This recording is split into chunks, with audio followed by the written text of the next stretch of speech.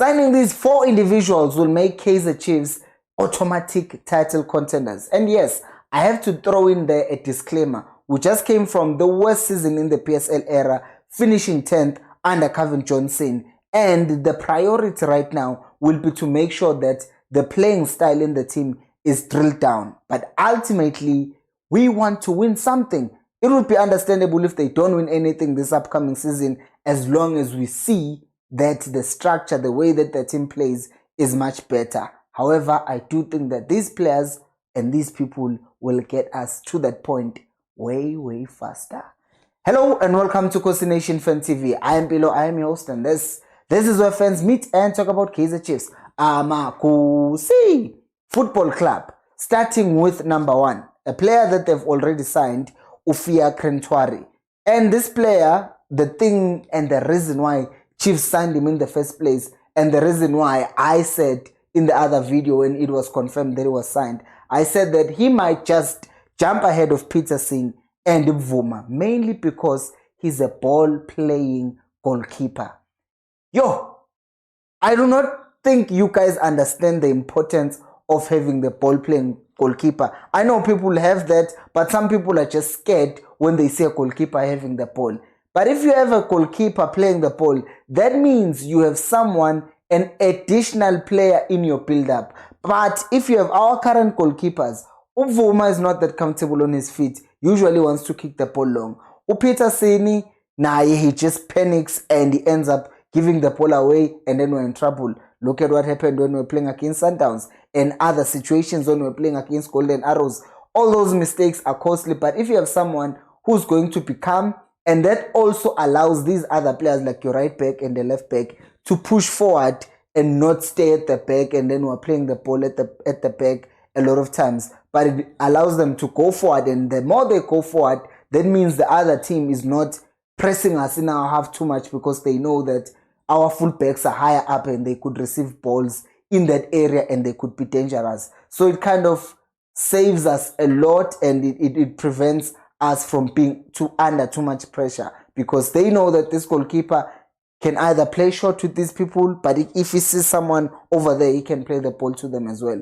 So Ufia Krentwari is a very good signing. Number 2 is the left back, and it's not Bongani Sam, although I would want to see him play, but I want Upasadine. Tried, tested, and proven. You watch Upasadine play for not Swallows, Stellenbosch. One of the things that he does so well is that whip on a cross. Yes, we are not going to be playing crosses all the time, but then again, we can't ignore the fact that even in the Euros right now, how many crosses were being played by the best team in the tournament, Spain? Did you see how many crosses Yamal was playing into the box? And he's not a fullback, yes, but I'm just making an example with someone who was the best player. Even now, he wasn't dribbling past people all the time and scoring. At times, you just need to also try and deliver balls into the box. And if you have a left back who can do that for you, then you're already having a higher chance of creating or having balls in the box. Because one of the main problems that we have is that we were starving Uranga under when Uhlant was playing, because he was not, sometimes he would play a cross that would not even clear the near post. You're like, what is happening here? And on top of that, he's a comfortable defender who's comfortable with overlapping and also inverting. So if he inverts into midfield, he can get there and play the ball. And he has something that Hlanti didn't have, which is his ability to go forward and come back, go forward and come back. A lot of times, Chiefs ended up having to be cautious when they play Hlanti, because they were scared that if he goes forward, we're going to have a problem because we won't be able to recover.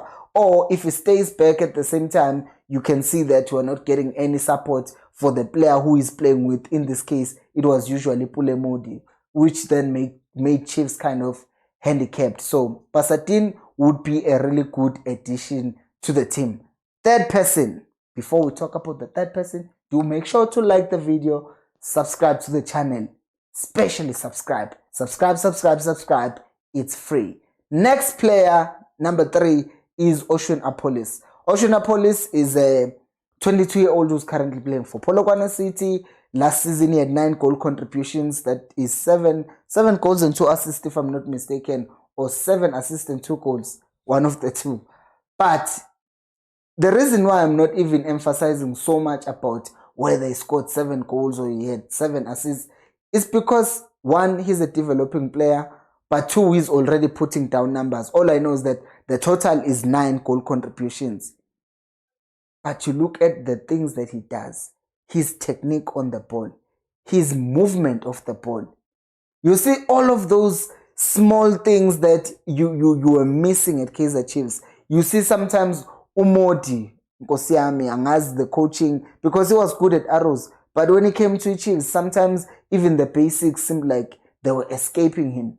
But now, if you have Uapolis, whether he comes in and he's a starter immediately, or he is a replacement for Modi, you have something that you don't really get that much on Pule Modi, because Pule Modi, also the age is not on his side, but Apolis has this technique when it comes to even passing the ball. A classic example, look at his assist for Thapelo Mrena in that second goal that we scored against Zimbabwe. A lot of people were saying there was Teboho Mkwena. It wasn't Mkwena, it was actually Apolis. So a player who has a technique, who can see, has an eye for a pass, but at the same time can also dribble. He can get into midfield and add there and cause trouble for people who are playing there. That is something that we need. We need versatility. He can be on the left, he can be central, he can go to the right. And the other thing is, he won't just be a signing for the next 3 years like we've been doing, signing 30-year-olds who can only last for 3 years. He's 22, which means he is an advantage to Chiefs in so many ways, because that means if he decides to stay at Chiefs for the rest of his career, should we sign him as we are linked with him, then that means we have a good player for the next 10, 15 years. But if he doesn't stay at Chiefs, let's say he stays for 3-4 years, he will be in his prime and he will be going to Europe, and that would mean a lot of money for Kaizer Chiefs, given that he's also playing for the national team. So he's a win-win situation in whichever way you look at him. Number 4, remember in the beginning of the video, I did not say these players, I said these people, because I am not going to say Chiefs should go and sign a striker, but what I am going to say is Chiefs should go and sign a striker coach. Reason why I'm saying this is that a striker coach is not just going to teach Ranga, Duba, Dupree the finishing, but the finishing across the front three will also improve. Wevabo Saile, whose end product is not that great, and who specifically do I think can do that job? The person who could do that job, I have 2 options. The first one is Upeni McCarthy. And I know people, when I brought up Upeni last time, they were like, oh, but he was good in his first season and it did not do well in the second. But Manchester United did not do well generally in the second season. And Højlund woke up later on in the season and started scoring goals. So I don't think that we can put that on Upeni.